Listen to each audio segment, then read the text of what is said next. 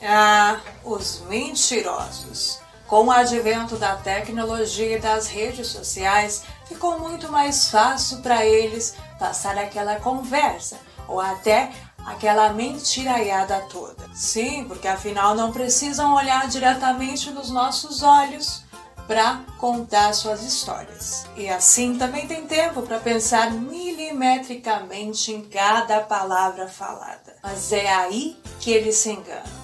É justamente aí o pulo do gato. Eles podem até não saber, mas existem alguns comportamentos comuns que sim, os mentirosos costumam ter e que podem sim fazer com que sejam pegos com a boca na botija, ou melhor, pegos na mentira. Sim, porque esses comportamentos no mínimo duvidosos e acusadores podem sim, muitas vezes, ser detectados. E são esses comportamentos, ou pelo menos 10 deles, que hoje você irá aprender a detectar de primeira.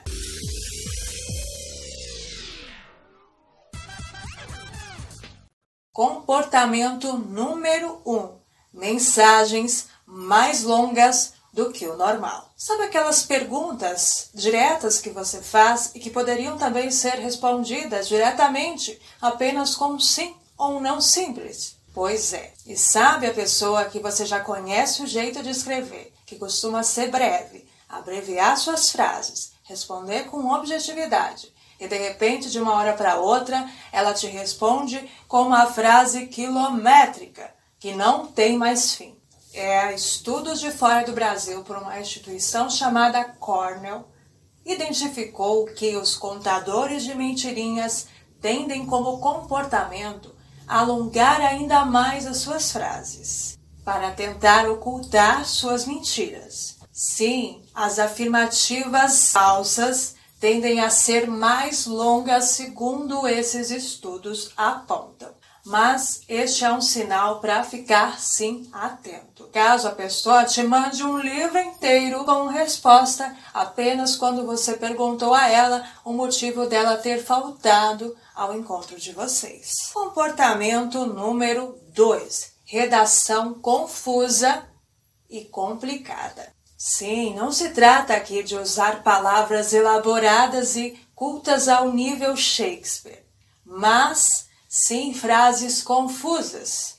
Frases onde a pessoa diz e parece que não disse nada com nada. E esse mesmo estudo que mencionei anteriormente, lá da Cornell, também constatou que as mulheres analisadas, quando tinham intenção já premeditada de mentir em uma conversa de WhatsApp ou de Facebook, acabavam utilizando palavras duvidosas, palavras que não passavam certeza e confiança, mas sim que desconversavam. Por exemplo, você pergunta para a pessoa: você irá amanhã? Ela te responde com: acredito que sim, tentarei ir. Ou farei o possível para ir. Farei o possível para não faltar. E essa pode ser uma estratégia, mesmo que inconsciente, da pessoa de se defender já de antemão, para caso depois ela não vá, já que não tinha mesmo interesse em ir, ela não seja acusada por você. Afinal, ela nunca se comprometeu e confirmou que iria, não é mesmo? Então, ela acaba se safando. Comportamento número 3. Afirmações repetitivas. Você já ouviu dizer que uma mentira repetida várias vezes acaba se convertendo em uma verdade? É exatamente essa estratégia que muitas vezes os mentirosos também adotam. Começam a contar e repetir 1000 vezes a mesma história até que eles mesmos se convencem da sua mentira e também conseguem convencer você. E para fechar com chave de ouro, muitas vezes ainda adotam a infalível postura de vítimas. Por exemplo, você pergunta para a pessoa: você me traiu? E ela diz: ela é somente minha amiga. Ou ele é somente meu amigo. A gente já se conhece há tanto tempo. Como você pode pensar isso de mim? Eu seria incapaz de fazer uma coisa assim. A gente se conhece desde a infância. Ela é a minha amiga. Ele é o meu amigo. Percebe? a sequência de repetições e a necessidade de justificar-se e a questão de posição de vítima, é disso que estamos falando. Claro que pessoalmente isso talvez seria um checkmate para a gente perceber tudo. Afinal, isso poderia vir acompanhado daquelas gaguejadas que acabam entregando. Mas no caso das mensagens de texto, é essa repetição excessiva de informações que deve ser observada. Comportamento número 4, demora excessiva ao responder. Se você enviou uma mensagem para a pessoa que bastaria uma palavra ou até 4 palavras para ela responder, bastaria dizer sim, não, estou indo, mas essa resposta não vem.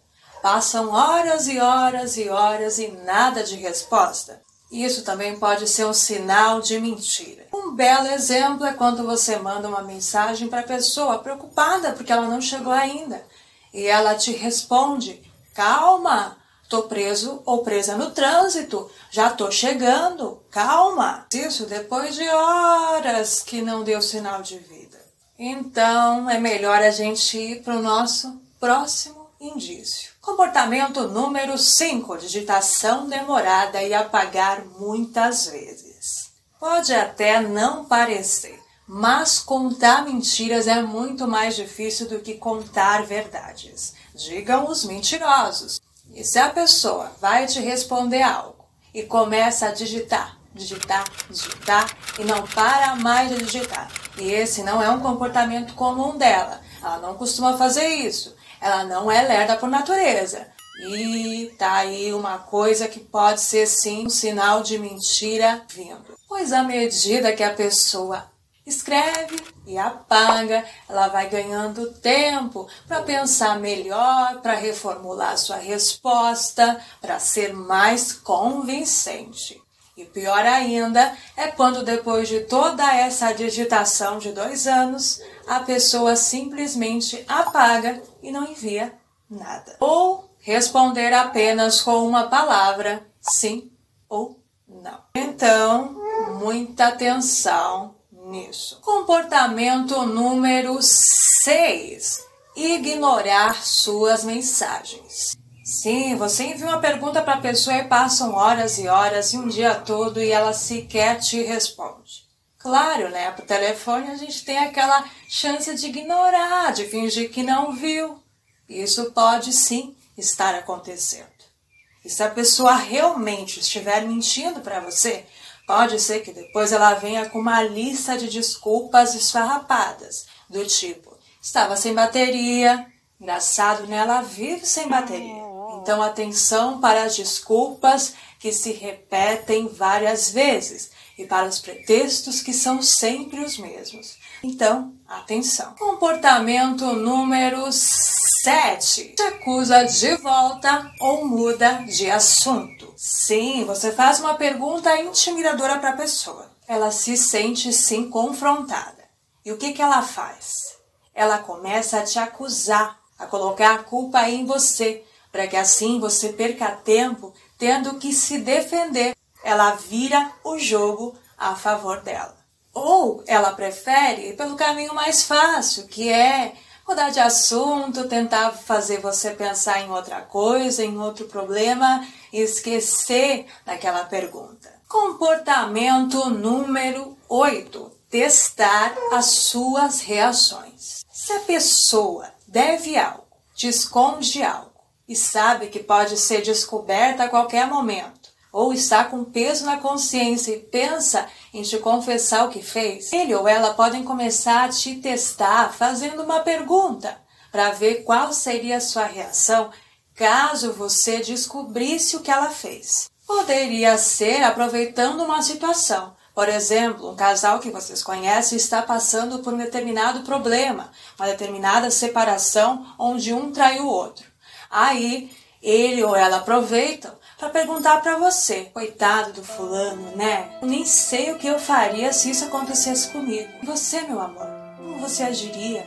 se isso acontecesse com a gente. Ou a pessoa quando está com a intenção de fazer uma coisa errada e vem aquela pergunta que você faz para ela e diz: eu não acredito que você está com intenção de ir naquela festa sem mim. E a pessoa, engraçadinha, vem com a seguinte resposta: e se eu te dissesse que sim? Esse se eu te dissesse pode ser sim uma estratégia de sentir se você daria espaço para ela fazer isso mesmo com você. Comportamento número 9. Enrolar para responder depois.